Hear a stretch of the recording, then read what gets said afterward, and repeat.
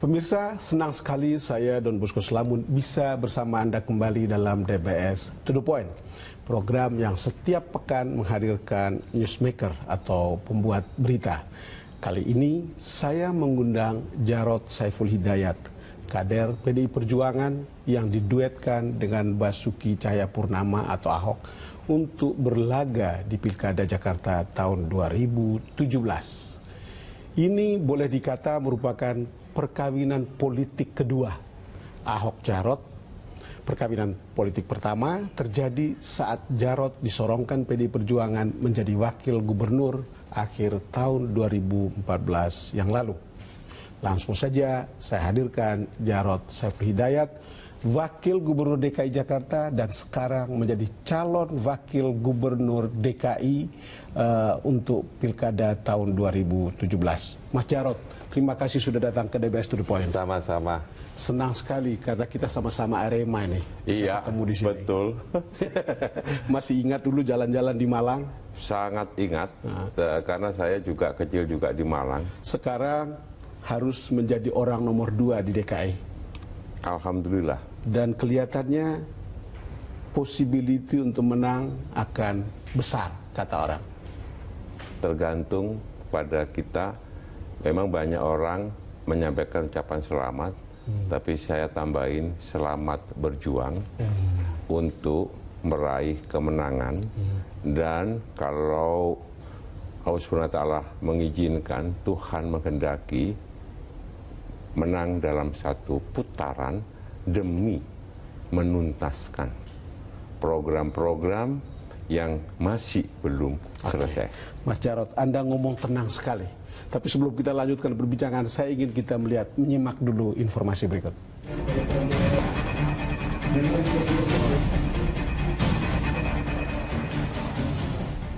Berakhir sudah semua teka-teki. PDI Perjuangan akhirnya memilih Basuki Cahayapurnama atau Ahok sebagai calon gubernur yang diusungnya dalam Pilkada DKI Jakarta tahun 2017.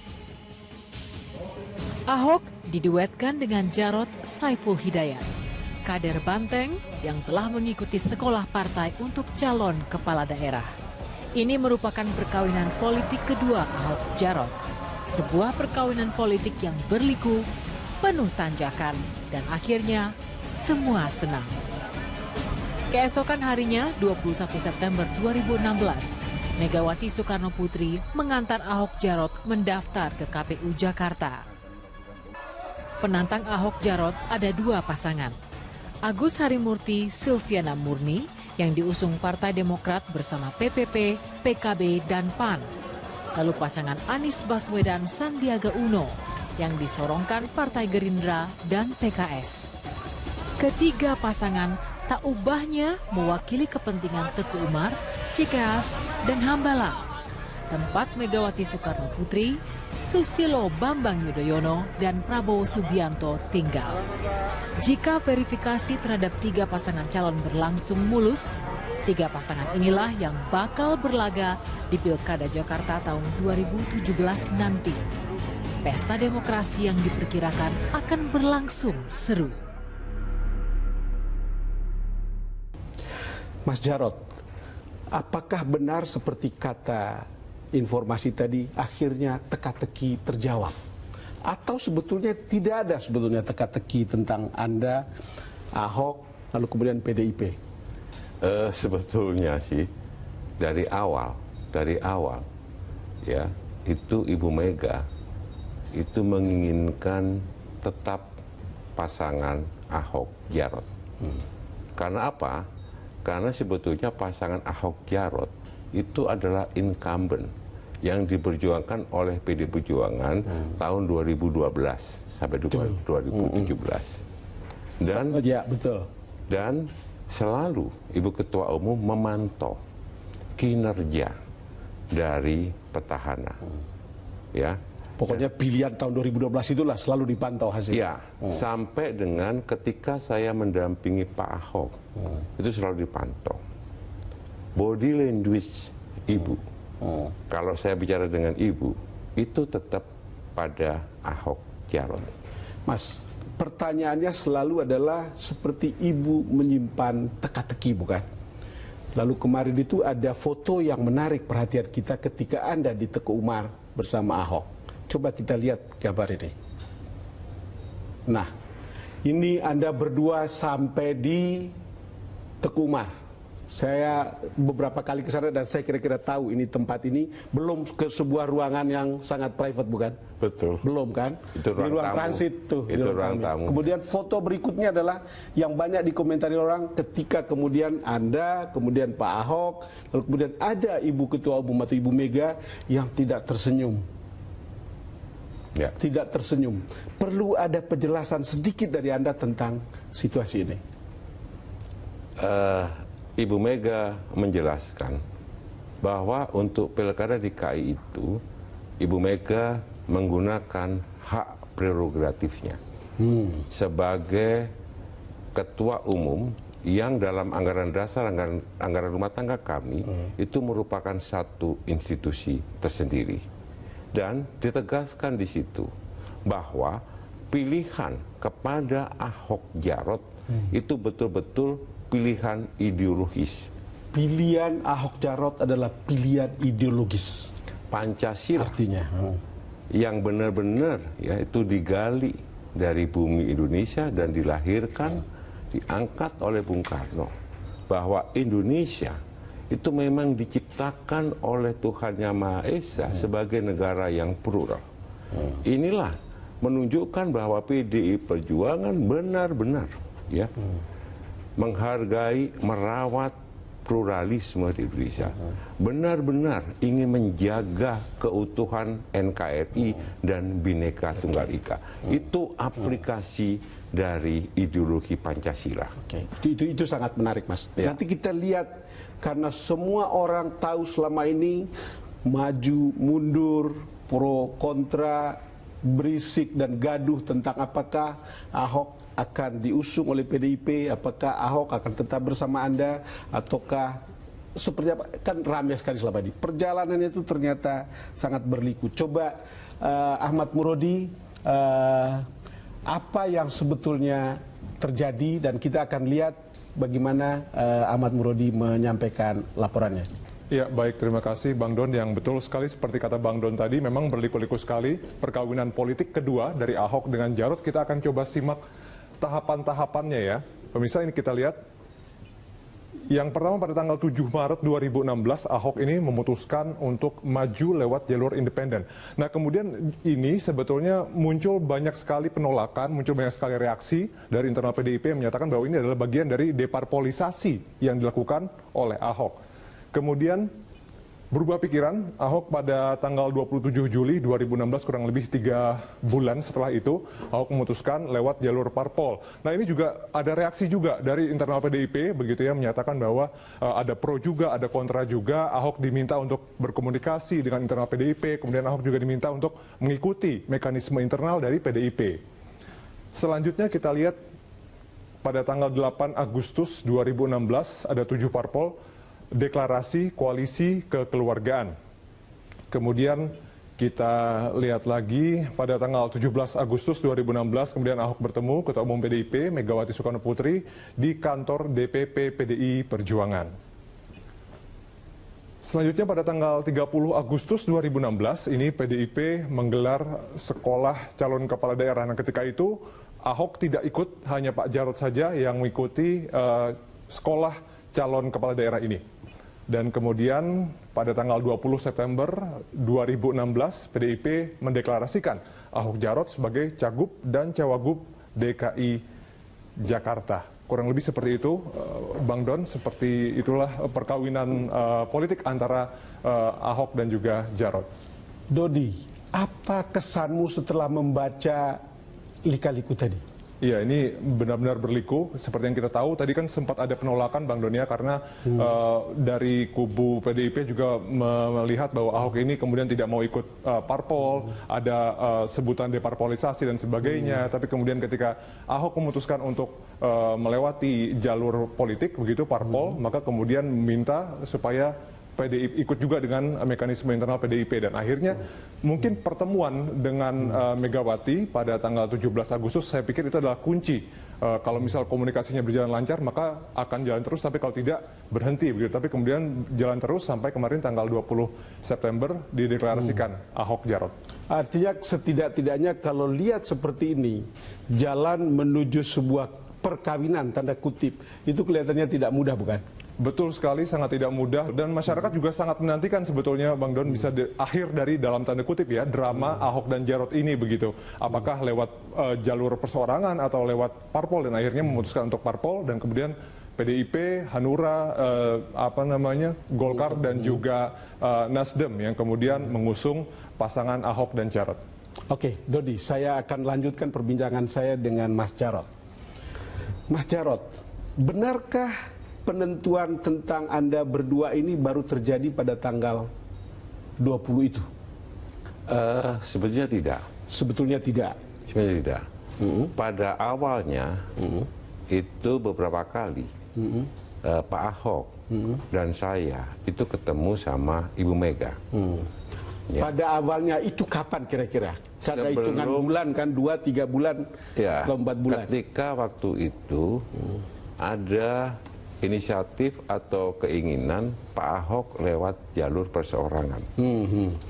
Ya, beberapa kali ya Pak Ahok ketemu sama Ibu Mega. Dijelaskanlah tentang sistem politik, sistem pemerintahan dan demokrasi di Indonesia berdasarkan Pancasila. Yang tidak mendukung calon independen atau perseorangan sebetulnya, ya kan? Salah satunya. Salah satunya begitu, ya. Disampaikan bahwa demokrasi Indonesia itu adalah demokrasi perwakilan, dan partai politik adalah infrastruktur demokrasi yang penting. Apalagi pada saat itu ketika Pak Ahok dengan jalur perseorangan didukung oleh partai politik. Ini lucu lagi ini. Karena berbeda. Jalurnya berbeda. Ada beberapa partai oleh partai politik. Kan lucu ini. Itulah yang kita sebut dengan deparpolisasi. Partai politik mendegradasikan dirinya menjadi independen atau perseorangan. Mas ini Jarot, pendidikan politik yang tidak bagus. Sebelum Anda teruskan, kita akan lanjutkan perbincangan kita setelah ini. Ya. Kembali bersama Jarot Saiful Hidayat dalam DBS To The Point. Mas Jarot, tadi Anda sudah mengatakan menyampaikan bagaimana Ibu Mega menyampaikan kepada Ahok tentang baik buruknya memilih jalur independen dan partai politik.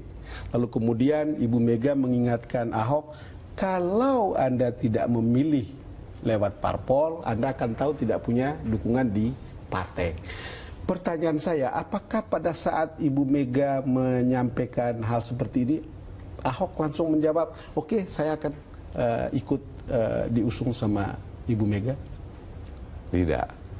Jadi waktu itu Pak Ahok menyampaikan, ya, beliau udah yakin bahwa Ibu Mega akan memberikan jalan itu. Betul. Karena Pak Ahok bilang, Ibu Mega selalu melihat kerja kita, kinerja kita, pasti. Beliau yakin itu. Tetapi waktu itu dia mengatakan, Bu, ini yang punya idealisme ini semangatkan anak-anak muda. Dan anak muda ini kan perlu dikasih saluran, diberikan kesempatan. Oh iya.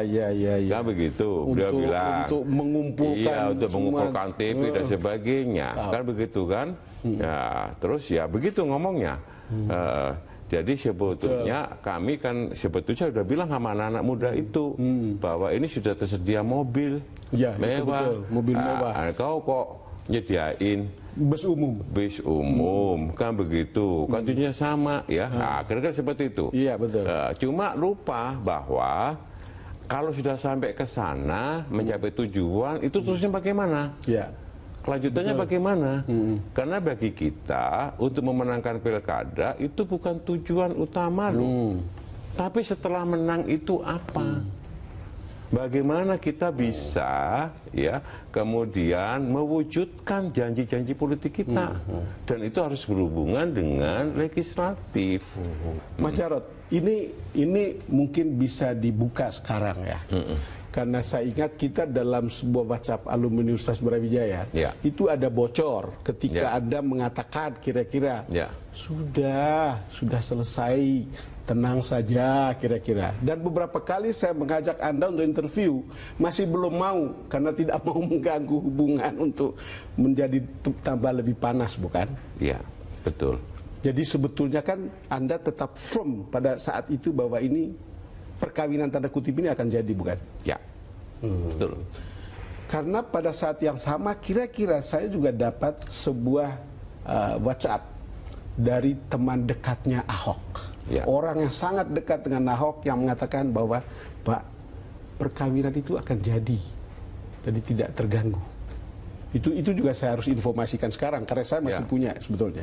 Nah, artinya kalau lihat seluruh proses ini, orang akan mengatakan itu hebat juga ya permainan politik, atau cara Ibu Mega berpolitik, atau cara Ahok berpolitik dan cara Jarot berpolitik. Bukan begitu? Yang bisa mengelabui semua orang bahwa ini memusuhi dan terusnya. Sebetulnya bukan mengelabui ya. Itu ada apa ya namanya ya. Memang prosesnya harus seperti itu. Dan kita harus tahu di dalam setiap proses apapun itu ada bagian-bagian yang ya masuk dalam rodinda lah. Ya, ada romantikanya, ada dinamikanya, ada dialektikanya. Ini proses. Dan ini menunjukkan bahwa PDI Perjuangan itu betul-betul partai yang demokratis, yang masih mau menerima dan memang mendorong begitu ya proses ini dari bawah. Ya, partai sudah menyampaikan nih dari PAC, DPC sampai ke DPP, dan ini sudah kewenangan DPP. Betul. Ya, dan menjadi kewenangan DPP, apalagi kalau Jakarta, berarti di situ ada hak prerogatif ketua umum. Jadi karena kan begini Mas, itu kan kesannya adalah pesan bahwa ini solid-solid saja, itu kan tidak sampai keluar ya. Jadi itu hanya ada di sebuah kamar tertutup, lalu kemudian di luar itu macam-macam kan reaksinya yang kita dengar kan. Bahkan orang-orang DPP sendiri sangat beragam kan. Bahkan di DKI kan Bambang DH ikut dalam koalisi kekeluargaan, bahkan gak di sponsornya. Jadi begini, yang kita itu ketawa gitu ya. Ini kok kita mengikuti irama gendang orang lain ya? Ya, kita ini kan sudah terbiasa bahwa sistem demokrasi yang diterapkan di tempat kita itu demokrasi terpimpin. Kok kita ikut-ikut gendang partai lain ya? Yang satu itu. Yang kedua, kok kita tuh nggak pede ya? Padahal kita itu kan bisa maju sendiri. Betul. 28 kursi. Kenapa ikut harus ke sana? Kan gitu kan? Dan itu Bu Mega tidak pernah memberikan statement apapun, komentar apapun. Betul. Tapi ingat, beliau itu memantau, mencermati dinamika itu. Oke, Mas Jarod, kita break dulu. Pemirsa, kembali bersama Mas Jarod dalam DBS To The Point. Mas Jarod, itu berbagai survei memperlihatkan kepuasan rakyat DKI itu tinggi terhadap kinerja Anda berdua. Ya, terima kasih. Berbagai survei memperlihatkan itu. Itu menandakan bahwa orang mungkin masih berharap. Kita coba lihat apa yang akan disampaikan oleh rekan saya Ahmad Murodi. Baik, Pak Don, kita akan coba lihat. Ini dia beberapa gebrakan yang sudah dilakukan, pencapaian-pencapaian yang sudah dilakukan oleh Ahok dan Jarot. Ini beberapa pencapaian ini disebutkan oleh Basuki Cahayapurnama dalam rapat paripurna memperingati Hari Ulang Tahun DKI Jakarta yang ke-489 pada 22 Juni 2016. Kalau kita lihat dari segi transportasi, MRT fase 1 Lebak Bulus Bundaran HI 32,09% dan konstruksi bawah tanah sudah 65,22%. Kemudian juga membangun Light Rail Transit atau LRT Dan kemudian Transjakarta juga sudah 12 koridor plus 20 rute tambahan. Itu dari sektor transportasi. Sekarang kita lihat dari sektor perumahan. Rumah susun untuk warga bantaran sungai sudah ada 24 blok rusun dengan volume 2.478 unit. Dan kemudian juga 22.000 unit rusun akan dibangun di 31 lokasi.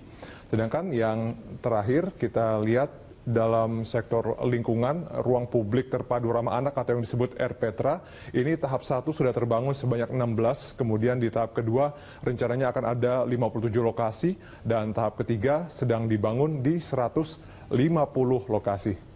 Demikian, Bang Don. Mas Dodi, apakah setelah membaca itu kan cuma 3 slides yang tampak seperti sedikit gitu. Tetapi kalau Anda lihat ke lapangan, apa kesan Anda tentang laporan-laporan tadi itu? Kalau saya lihat ke lapangan memang buktinya banyak, terutama bukti fisik, Bang Don ya. Kalau kita lihat itu di jalan-jalan pembangunan sudah dilakukan di beberapa wilayah di DKI Jakarta begitu. Orang mungkin banyak yang bilang bahwa dengan pembangunan ini justru makin macet ya, karena jalanannya makin sempit. Tapi nikmatilah justru 1-2 tahun ketika sudah selesai begitu, Bang Don. Baru kemudian semuanya bisa berjalan dengan lancar, transportasi kita menjadi lebih baik begitu, Bang Don. Dodi, saya pernah ke Istanbul baru-baru ini. Anda tahu bahwa di sana kalau macet orang bel, orang main klakson mobil. Tetapi di Jakarta itu tidak terdengar. Apakah menggambarkan bahwa orang bersabar karena ada sebuah cahaya di lorong sana bahwa persoalan ini mungkin akan selesai? Iya, mungkin ada harapan, Bang Don ya, karena mungkin orang berharap bahwa proyek-proyek seperti ini tidak mangkrak lagi, tidak berhenti di tengah jalan, begitu, bahwa memang pembangunannya serius, malam, pagi, siang terus dilakukan, dan kemudian sudah terlihat juga, sudah terhubung beberapa daerah, itu mungkin jadi harapan buat masyarakat bahwa macet-macet ini tidak akan lama, begitu, Bang Don. Oke Dodi, terima kasih. Saya lanjutkan perbincangan saya dengan Mas Jarot. Mas, ini kan